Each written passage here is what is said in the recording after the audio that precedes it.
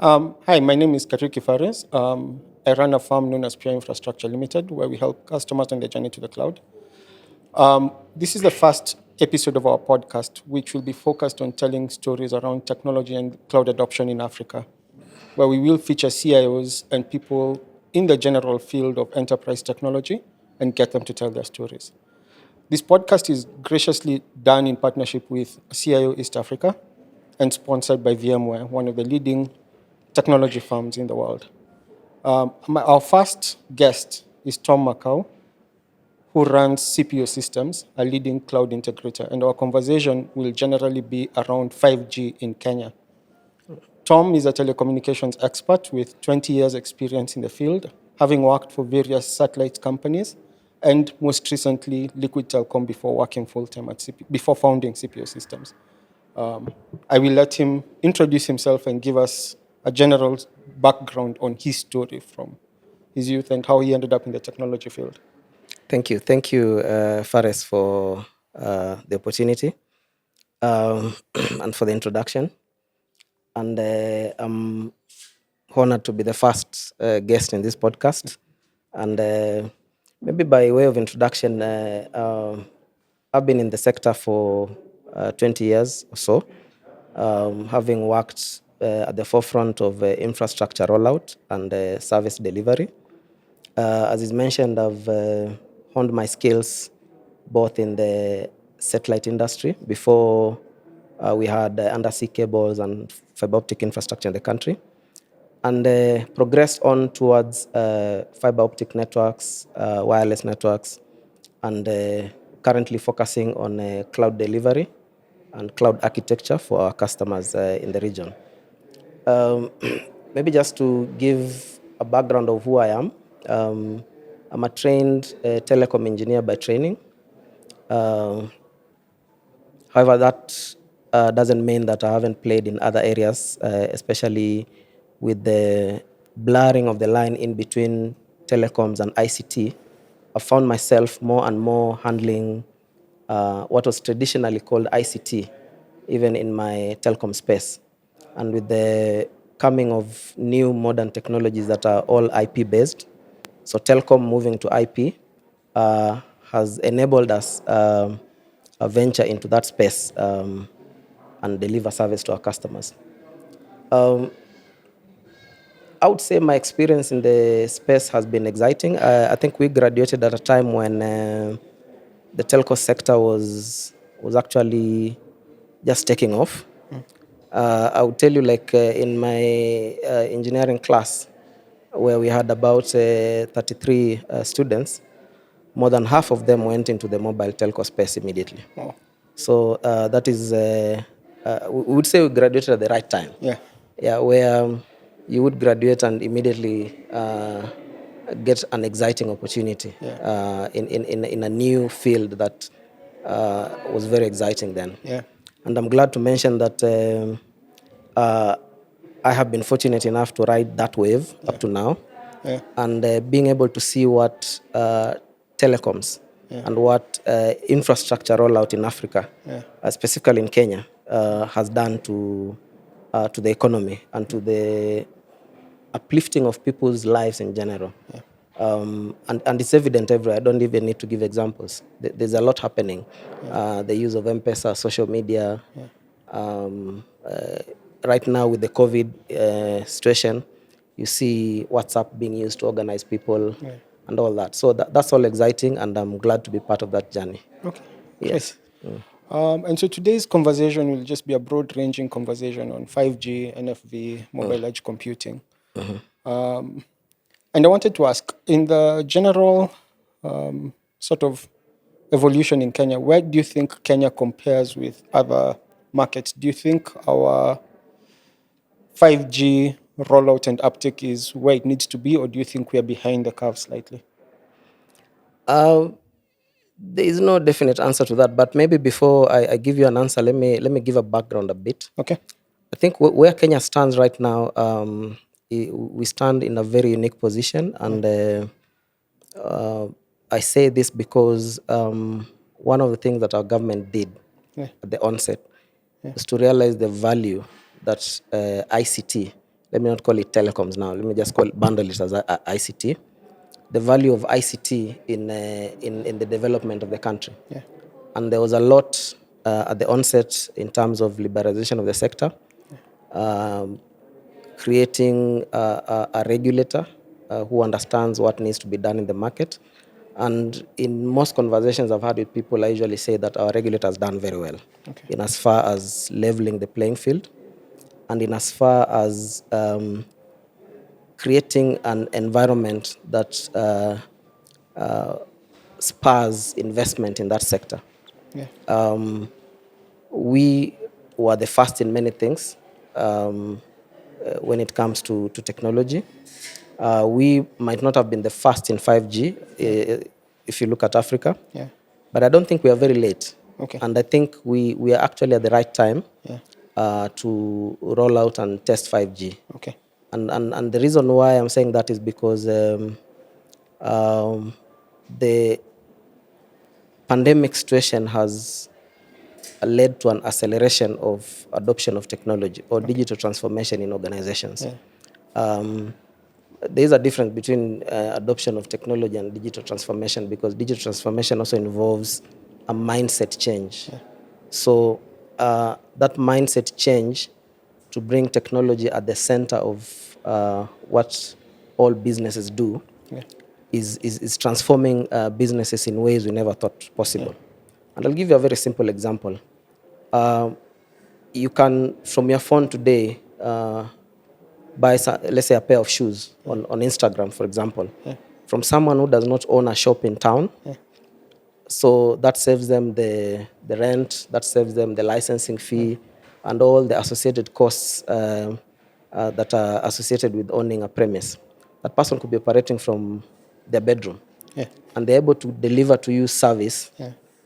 in a more cost-effective way. Cost-effectiveness comes in terms of you do not have to go to town, look for parking, or even go and walk around town window shopping. You can do it online now. So that fact that businesses have moved online has enabled the lowering of costs. Yeah. What you'd have bought for 5,000, because 2,000 of that was covering rent and goodwill, is now worth 3,000. So it's brought down the cost of many things. And I always like giving the example of how we came up to connect cabs, motor vehicles, using apps such as Uber and Taxify and Little and the likes. The fact that if you look at it from a pure technology point of view, an Uber vehicle, in as much as the vehicle itself is not connected to the internet, there is a form of connection by way of the driver's phone. So connecting these cabs together online into an ecosystem has led to the lowering of costs. Where you used to pay 1,000 shillings, you are now paying 300 shillings because of the fact that this is now an online service. And there are more examples I could give. I would spend the whole day here, but technology has done a lot, especially in this country, to ease how people do business. It has also lowered the barrier to entry. I'm sure if you look at most of the adverts of business spaces in town, you'd see maybe the rent is 15,000, but there's a rider there for you to pay 3 million goodwill. How many people can pay goodwill of 3 million shillings for a space in town? When you come to social media, if you set up your shop, there's no goodwill. It is how well you market it. So it's created a level playing field for everyone. Anyone with 20,000 shillings to invest in some things to sell, they're able to do it without worrying about these other additional costs. So we have done very well as a country. And all that is spurred by the fact that as a country, and as a country I mean both the private and the government, have put a lot of effort in making sure that we have world-class infrastructure in the country. And actually, just to further your point, it's lowering that cost actually increases opportunity, so even more people are employed. Yes. And previously, like, just owning a shop was impossibly hard. But now you can, and also like another example are the air kitchens that are coming up with Uber Yes, Uber yes. Eats and all these other food delivery services where you can start a restaurant without actually owning Yes. like a full service kitchen. You just you get your gas cooker and you're able to prepare your food. Now, I wanted to ask another question, so sort of taking us back. People say 5G is not a simple evolution of spectrum, sort of the way we moved from 2G to 3G to 4G. What's different about 5G and what makes it a monumental change in the way we work with our mobile telephone services? Thank you for that question. I think most people ask me that question. I usually tell them that 5G is a very big deal. Yeah.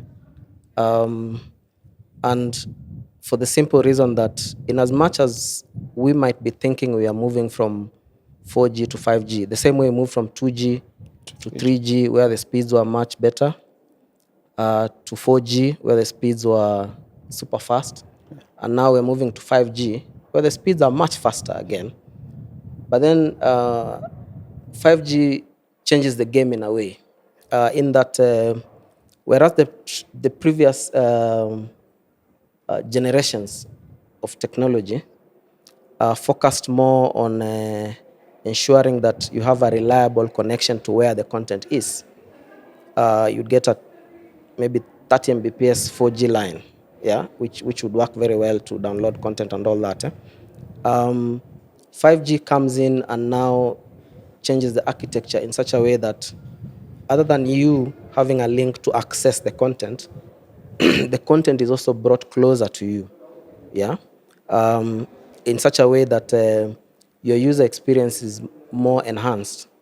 Now, the same thing could be happening even in 4G and in the previous technologies, maybe by other non-traditional and non-mobile technology approaches. For example, when you talk of content delivery networks, which of course enhance the performance of 4G or even 3G in the country. But that aspect of content delivery is now inbuilt into the 5G infrastructure and architecture.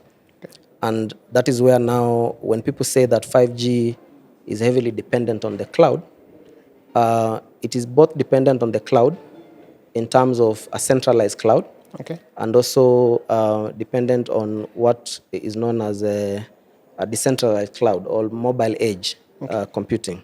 Yeah. Mobile edge computing was recently changed to multi-access computing because giving it the name mobile doesn't really do it justice. Okay. Yeah.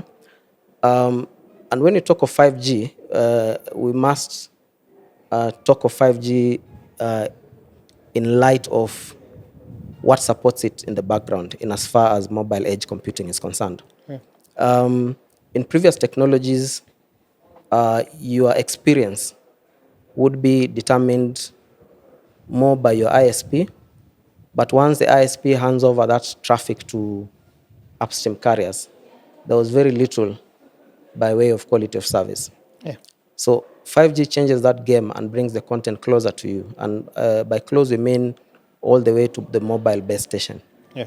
So if I'm accessing certain application or certain content frequently from a particular location, that content would be streamed and cached at the base station to enable faster access.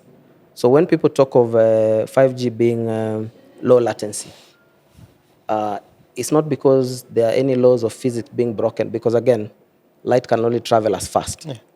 So when you talk of sub-millisecond latencies on 5G, we're essentially talking of shortening the journey to the content, where the content is, by bringing the content as close as possible to the user.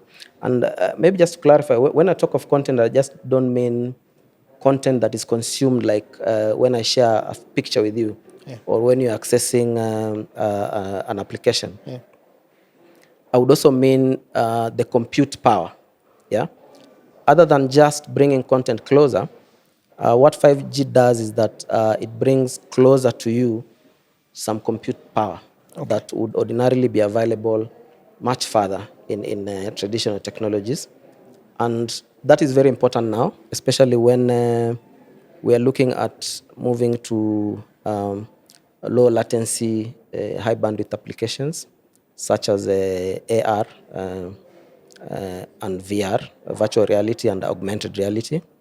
When we are talking about the Internet of Things, or when you're talking about connected vehicles, we might seem very far from doing some of those things, but I can tell you that there is an acceleration right now of technology adoption. We might say it took us 5 years to embrace some of these technologies, or it took us 10 years to get a sub 1,000 shillings smartphone, but it's going to take us less and less time as these technologies accelerate. Yeah.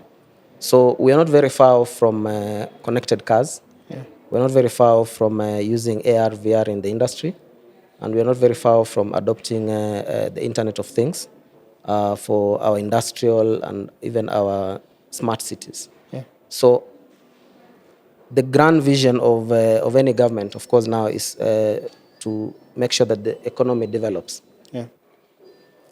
The challenge that is there is that it was expected that the adoption of computing would actually accelerate economies. But we have been, I would say, stagnant for close to 20 years, Yeah. despite the adoption of computing. Yeah. And for the simple reason that we are adopting computing, and this is affecting how we process information, Okay. but it's not affecting how we do our things offline. Okay. So one of the biggest things with 5G is that it will also be the bridge between what we know as the internet, Yeah. the information internet, into what is known as the Internet of Things. Yeah.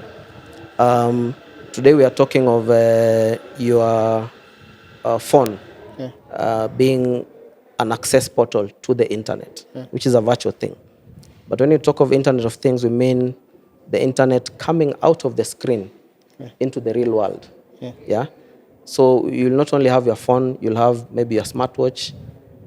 You will have maybe, if you have for example, if you have a medical device like a pacemaker, it will be connected to the 5G network, and many other things. Of course, if you go online, there's a lot of hype about having clothes connected and all that. All that will happen, but there's a path that we have to follow, and 5G will give us that opportunity to do that easily. Okay. Yeah, and one of the reasons why I think the time is right for 5G, especially in the country, is because for us to move from where we are stagnant as far as growth is concerned, we'll need to adopt newer technologies and emerging technologies. And key of this is artificial intelligence. And followed by machine learning, of course, which powers artificial intelligence in a way, and big data. Big data has been a buzzword for so long that it's lost meaning. But it's because the time wasn't there yet.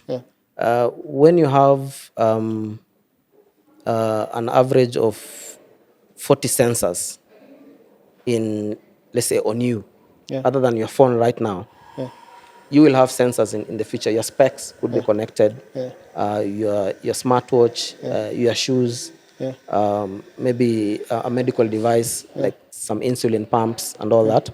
So when you have over 40 devices on you or 40 sensors on you, gathering data and sending it to the cloud, then we'll be talking of big data, because then we'll have a lot of information to process.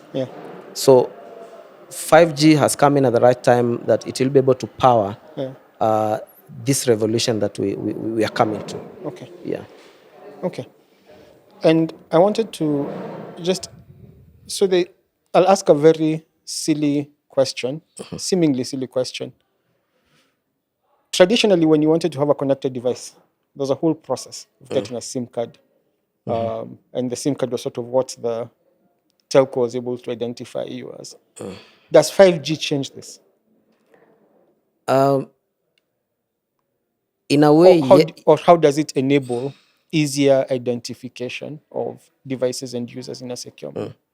I think one of the key advantages of 5G is that it's would say from a technical point of view it sits at the IP plane. Okay. So that has several advantages in that we are already very familiar using IP. Yeah. Most of the devices that we have are IP based. Yeah. Now with the coming of IPv6, that is also going to accelerate the use of the IP plane as a platform in which we can base our technologies on. Yeah. There is, of course, going to be an element of the use of SIM cards. Of course, if the service that you require needs you to use a SIM card. Yeah. There would also be an element of you not even using a SIM card, depending on the technology that has been fashioned. With the coming of eSIMs now, that might also change. But there's a lot that is happening that is going to ensure that it's not going to be a big change from what we're used to. Yeah. And as I've said before, 5G for now might look like that other network that is faster than 4G. Yeah. But there is more to it than just that. And that is what enterprises need to realize and prepare themselves now and take advantage of that opportunity. There are very many flavors and variations of packaging or monetizing the 5G service that current operators and even future operators can take advantage of to bring more services to the market. Okay. When the mobile space was opening up in the early 2000s, a phone was basically for making calls and maybe receiving SMSs, and that was it. Yeah? Actually, SMSs took a number of years to come through. Yeah, and when they came, they were being provided by a third party, not even the mobile company. Yeah. It was like a value-add service. Yeah. So when it comes to the adoption of 5G, we will see an accelerated adoption because this is not a technology that any CEO worth his salt needs to be convinced hard about. Okay. The benefits are actually very plain. Okay. The cost savings that are associated with the 5G, correct adoption of 5G, also a strong case for its quick adoption. Okay. With organizations looking for ways of becoming better and lowering their costs, 5G will be a very good proposition for them. Okay. In so many ways. Okay. Yeah. And I wanted to ask, so looking at Kenya as a broad market, where do you think the largest opportunities are? Like if you're a CIO or CEO planning over the next 5 years, say in manufacturing or in logistics, what sort of opportunities do you see 5G bringing forth? I think first things first. I think the days when IT was a back office, those days are gone. When IT department was a supporting function in most organizations, those days are gone. Okay. The CIO needs to sit in the board. I think most of them do. Yeah. And the reason for that is because any organization that is creating a strategy today that does not that is not founded on technology, then they will not be there in the next few years, because only organizations that have embraced technology in the right way will succeed. And for the enterprise, if you look at the enterprise space, the quickest or the earliest benefits that the enterprises are going to benefit from 5G is the element of security. Okay. Yeah. It is possible, maybe just to give a background, it is possible now for an enterprise to to get, and by possible, I don't mean in Kenya, but as far as technology is concerned, it is possible for an enterprise to run a 5G network, Yeah. either privately Yeah. or lease a portion of it from a mobile provider. Yeah. You see, what that will give you is a one network. Yeah. You'll have one network in the office, one network when on mobile, Yeah. one network when you send your employee to the farthest corner of the country to work there for a few days, Yeah. one network for your employees working at home. Oh. So that will really enhance the element of security. Currently, your employee's device, when it gets to the house, connects to the home Wi-Fi. Yeah. The CIO has absolutely no visibility on that network. Yeah. When he's mobile, like on the road or in traffic, Yeah. he's connected to a 4G network. Yeah. The CIO again lacks visibility. Yeah. When he gets into the office is Yeah. when the CIO now gains visibility and sees that I have control of this device when Yeah. you connect to the Wi-Fi network. Yeah. What 5G will do is that it will remove that headache for the CIO Yeah. and have one network which is easier to secure Yeah. and easier to detect breaches Yeah. before they become harmful. Breaches will always be there, but Yeah. the impact is what how fast you detect them Yeah. will minimize their impact in one way or the other. Okay. So the first element is security. Okay. So increased security. Yeah, Yeah. and then the other element that 5G will bring to the enterprise is the issue of better application performance. Okay. With mobile edge services, Yeah. you'd have applications that are very critical and core to the organization Okay. being much closer. Okay. I'll give you an example. If you have a decentralized organization where you have an employee in Kisumu, another employee in Mombasa, another employee seated in Nairobi, in the current setup, you'd have all these people connecting maybe to the server seated at their head office. Yeah. Yeah. So the user experience for the guy in Nairobi is much better maybe than the guy in Mombasa or the guy in Kisumu. Yeah. Yet we are measuring their productivity at the same level or using the same yardstick. Yeah. So it becomes unfair to the people who have a bad connection. Bad connectivity. So what 5G will do is that these applications will be closer to the users. So if you're using an instance of SAP HANA online, for example, if you're using SAP on the cloud, the user in Kisumu would not have to connect to a data center in Nairobi or a data center in South Africa or Europe. Yeah, they will have an instance of that application they are using, in this case, for example, SAP, available at the edge, at the mobile base station which their 5G device connects to. Yeah. So that enhances the performance. It's as good as the user seated next, as if the user is seated next to the server. So learn like latencies, better performance, and of course that eliminates again the element of security comes in again because now this user has only one hop from their device to the base station. Yeah. So that enhances the security that we mentioned again, other than just the application performance. Okay. So it gives the organization better visibility on their infrastructure than is currently possible. Okay. Yeah. And will there be any benefits for, say, payment companies? Because to use the most famous example of reducing latency in an application, some years back, Safaricom moved their servers from rack space in Europe to their own data centers locally. And it was primarily because of latency, because you'd be at the tail, you've paid for your goods, and then there's a delay. And that delay will induce some anxiety in users who are not sure if the Yes. transaction will work or fail. And so Safaricom moved the servers locally. And so there was a remarkable increase in speed and performance of the Yes, I application. noticed it also.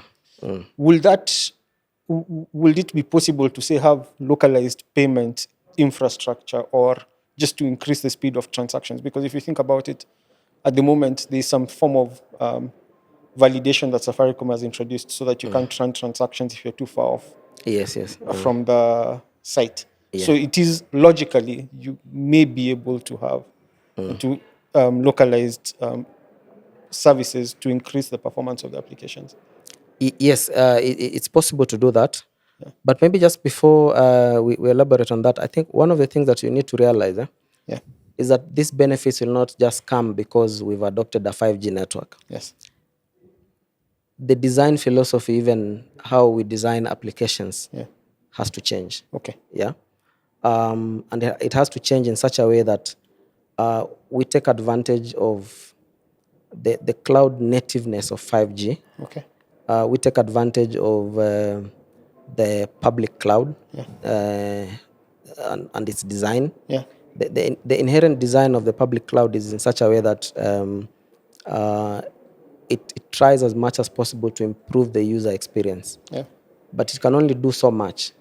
Yeah. If your application or your service is not designed for the cloud, then however much 5G you throw at it, Don't solve the problem. it won't solve the problem. Yeah.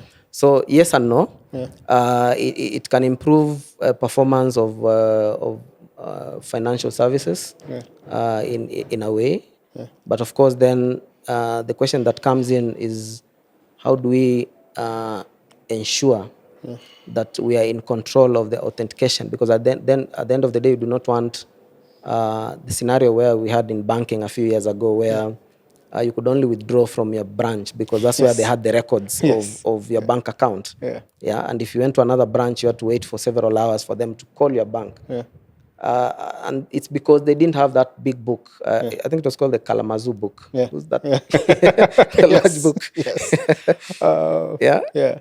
So with the with the coming in of 5G and the cloud, there will be a need to redesign the applications as we know them today to take advantage of what 5G is able to offer. And in the case of, for example, financial transactions, how will we verify that you have the money you want to consume in the transaction that you want to do, let's say in Nakuru? Yeah. Yeah. The mobile edge service there might not have the latest information. How will that be done? Be handled. Yeah. So if it's simply going back to fetch the data from a centralized service, then there's no performance difference. There's no performance difference. But if that app is redesigned in such a way that it takes advantage of the distributed nature of the cloud and the 5G network, then there would be benefits. And I'm not really here to advocate for blockchain or anything, but if you look at how blockchain is designed, it would take advantage. If you design a platform based on blockchain, for example, a financial system based on blockchain, and by blockchain, I'm not talking of cryptocurrency. The blockchain itself as a distributed ledger. You would have, for example, for lack of a better word, to blockchainerize your application in a way that all the mobile base stations where your content is stored act as a ledger of whatever information you want to verify and transact. Or not necessarily the information itself, but even maybe store some hashes to confirm that whatever this person is saying is true by comparing it to the hash that it's stored vis-a-vis what is generated based on your info. So there's that element. So it can improve, but not just by going 5G, not changing your Wi-Fi and putting a 5G device. It will involve a lot of background redevelopment and a change in the way we design applications and deploy applications. Okay. So basically what you're saying is we'll have to reimagine how we build applications. Exactly. Because also, like, I observed that during the shift from sort of physical servers to virtual servers to the cloud, many of those applications just migrated as they were. They were just lifted and shifted from one platform to another. But they never did take advantage of each platform evolution. So you're saying a similar thing will play out with 5G, where if you don't reimagine what you can do with your applications or how your applications are built, you will not realize full value of 5G. Yes. Okay. And then the final question is just generally on the telco space in this region. We've seen Safaricom going into Ethiopia. Right now, I think they're the only ones who are piloting 5G in Kenya. What are your thoughts on the space in general and on the strategies that they've adopted? I think up to now, Safaricom has had it very good Okay. as far as doing business is concerned. It is very commendable of them to have clinched the Ethiopia deal. Yeah. I think they paid the license fee the other day, the 85 million. Yeah.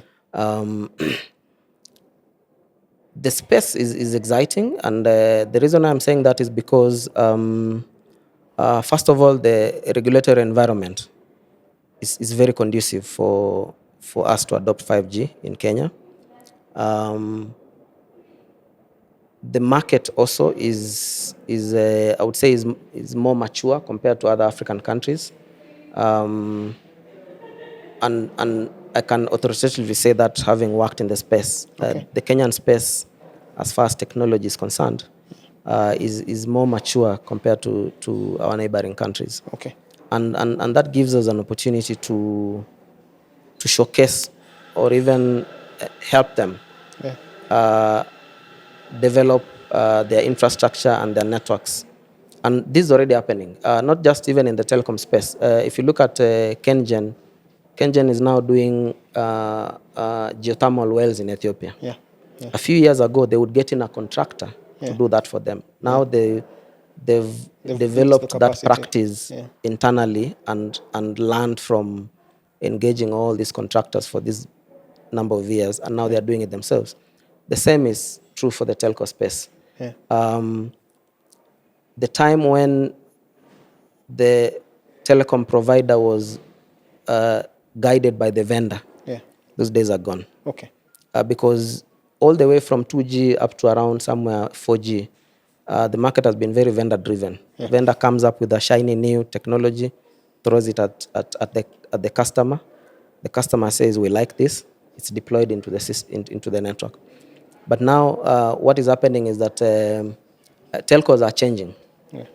And for a good reason, because what 5G will do is that it will lower the barriers to entry for anyone who wants to play in that space. And this is because, unlike the previous technologies or generations that were heavily centralized and needed specific hardware. So for you to do a function X on this network, you needed a device Y from Nokia, from Ericsson, or from Huawei. Yeah. Today, all these functionalities Yeah. are software in nature. Okay. So you can get the same functionality from a piece of software today on 5G Yeah. than you would maybe on 3G or 4G. Yeah. So that might seem like a good thing, but that is what should actually keep Safaricom CEO awake at night, because it's a risk that by the fact that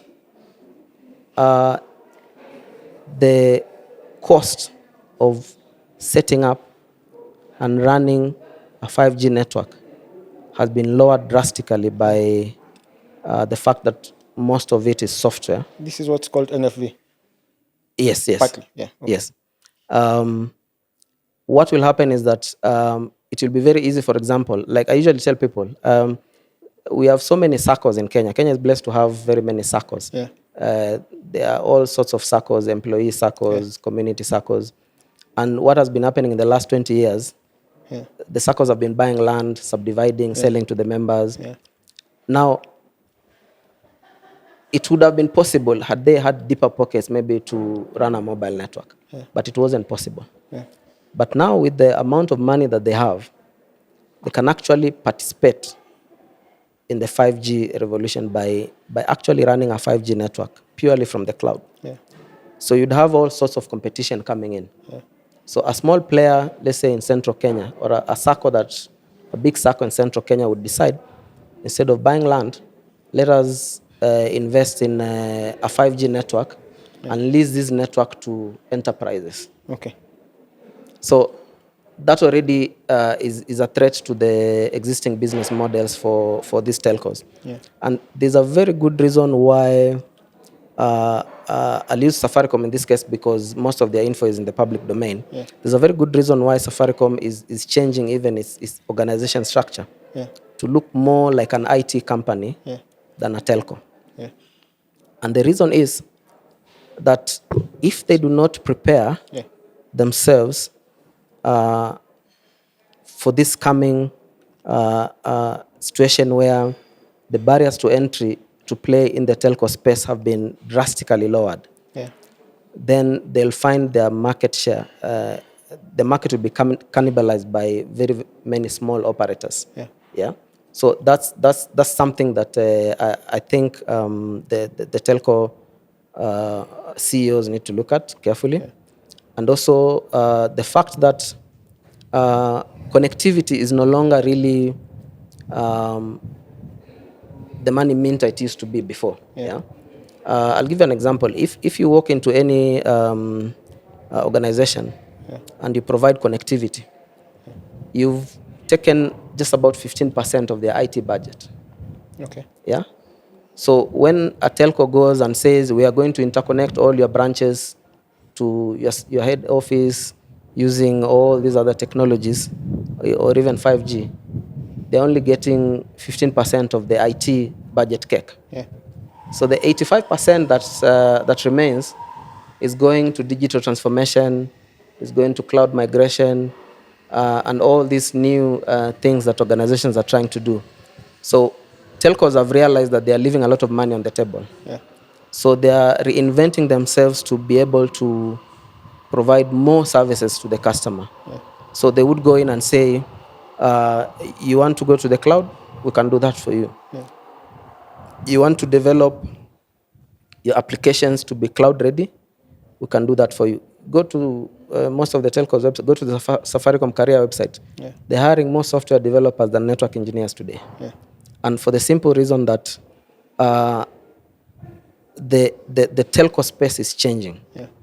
And for the existing telcos to be able to capture or to remain relevant in the market, they need to reinvent themselves and offer more services other than just connectivity. Right now, they're offering cloud. If you look at Liquid Telecom, they're offering Azure Stack.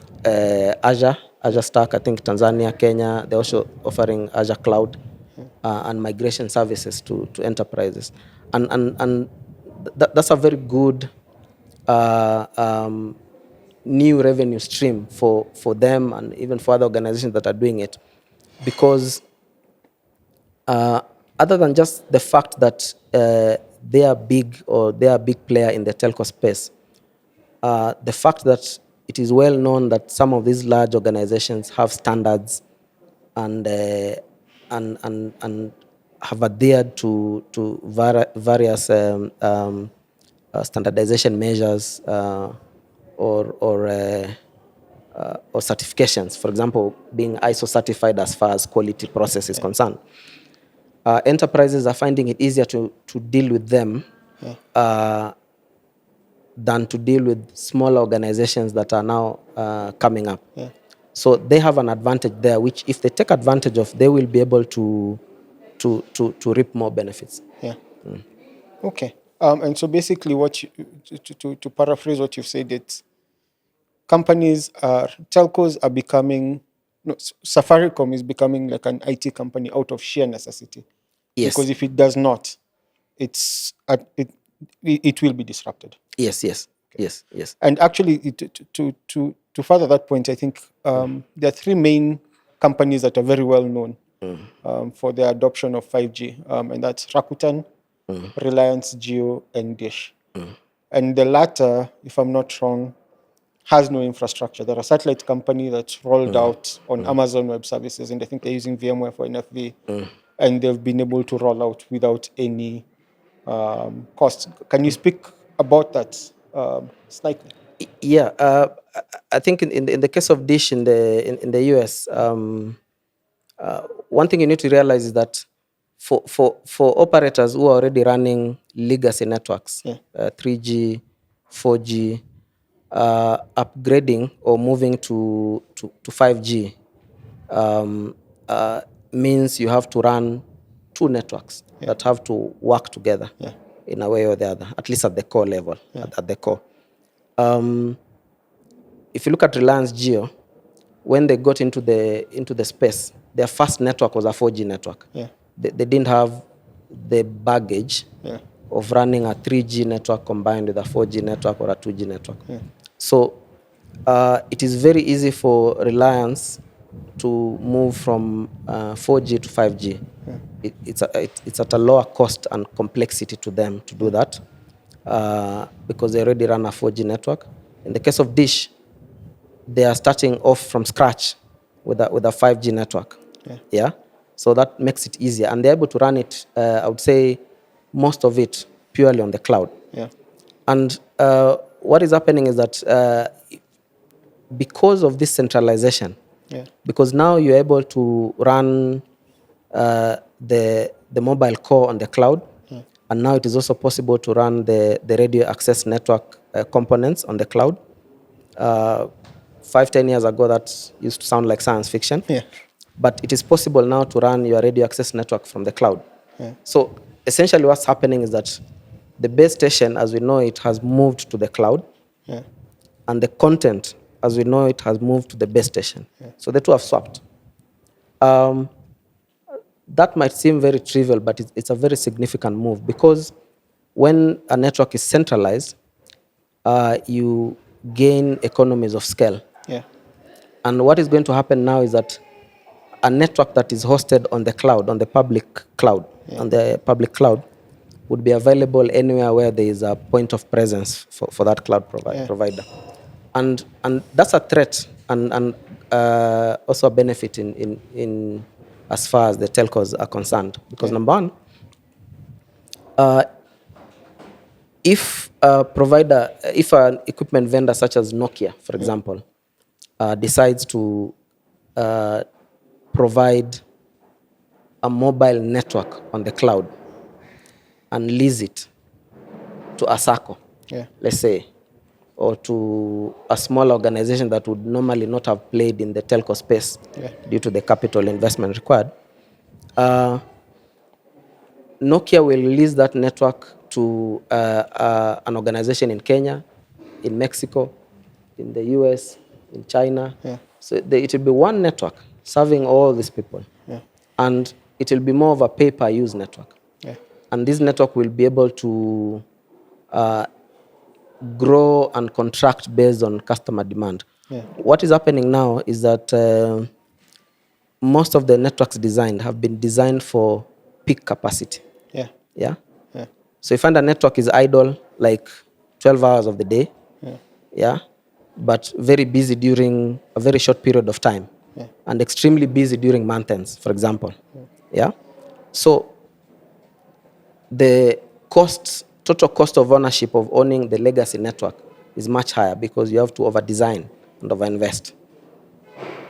With 5G being on the cloud, what you have is a pay-per-use model, where if you have one customer, you pay for the services that were consumed by that one customer. If you have 1 million customers on your network, that service keeps on expanding to meet your demand and as you grow. And if your customer base, for one reason or the other, shrinks, you're able to shrink costs correspondingly very fast. If today you invest in a network that is supposed to carry 20 million users traffic, and you barely hit the 5 million mark, the total cost of ownership of that network is very high. And that is the reason why connectivity over mobile is still expensive. So one of the things that will do is that it will lower the cost of using mobile services drastically. People are afraid that because 5G is going to bring 1 gigabit per second to my phone, then my data costs are going to be very high. But that will be countered by the economies of scale. That now you could be running on a network that is serving somebody in Mexico or somebody in China, for all we care, and still serving you here in Kenya on one network. That level of scale is very advantageous. In my early years in the satellite industry, if you had a network that spanned across multiple time zones, then your total cost of ownership was lower, and you monetized that network better. Because if people, let's say, spans across Africa, if people in the Eastern Africa coast are waking up 8 in the morning, getting to the office, the people in West Africa are still asleep on the same network. So you're able to serve different regions using much less resources, and that lowers the total cost of ownership. The same thing is going to happen in 5G, but not in terms of the network coverage per se, but in terms of the infrastructure that runs in the cloud. That it will lower the total cost of ownership. It will shorten the time to market for most of these services, and more importantly, it will give an opportunity for organizations and telcos in general to be able to set up networks on the fly, and roll out network faster. So if you look at, I don't know what Safaricom strategy is, but in the Ethiopia space, if they were to go and host most of their services on the cloud, their rollout time will be much shorter compared to if they did the traditional way. And I think one of the reasons why the regulator there gave them a very short time frame for implementing the network is maybe to spur the use of these new technologies. Okay, thank you for the exhaustive answer. We are getting to the top of the our time allotted time period, and I just wanted to ask you for your parting shots. General thoughts. I think my parting shot is that 5G is coming, or it's here, if you may say so, and that whereas previously what was required for somebody to move to the next generation was just a new device, even in organizations. My parting shot is that executives, the board, needs to be very, I would say, deliberate in their digital transformation journeys. Okay. Digital transformation is not just about going to the cloud or adopting new technologies. It is changing how they do things. And 5G is going to change that together with the cloud. And there's a need for organizations, for the CEO to be at the forefront of understanding the impact that 5G connectivity and services are going to have on the organization. Not just 5G. Other technologies such as artificial intelligence also come into play. And all these are being accelerated because of the drastic reduction in the price of compute that the cloud has brought. So other than just thinking about let's move our ERP to the cloud so that we lower our small data center operating costs or lower our IT costs, organizations should look at these new technologies as a way to leverage or to stay competitive in the market, whatever market they play in. I'll give you an example. The example you shared of a boutique in the house. That guy can leverage 5G the same way or in very exciting ways. If you look at, for example, a large organization, let's say like a bank, there are many ways in which both of them can leverage the features of 5G. And then the other thing that I'd like to mention is that the imminent move of the internet out of the screens is something that everyone needs to be cognizant of. That it's going to be a game changer. And by that I mean IoT. The internet moving from the screen into the real world is going to be a big game changer. It will change how we operate. It will change how we measure productivity. It will even change what productivity is. Today, 5 years ago, social media, somebody who was always on social media talking, commenting, was termed as an idler. Because how we measured productivity then was different. Now when we measure productivity in a new way, We are seeing the value of this influencer online. We are seeing the value that they're bringing to an organization by talking about their products. Yeah. So it all means that other than just adopting these new technologies, we need to we need to redefine what is productivity. Yeah. We need to redefine how we measure success. Yeah. We need to redefine how we remain competitive as a business. Yeah. And it's evident everywhere. Like the example I've given on social media, it is not going to be business as usual when it comes to 5G, because it's not just a technology change, but it's a new way of thinking. Yeah. Okay, thank you so much. And that's sort of like the perfect cliff notes. 5G represents, for you to take on 5G, you also have to have a cultural change in your organization. Yes. Thank you so much, Tom, for featuring in this first episode of our podcast. We will definitely have you on again. Thanks for tuning in.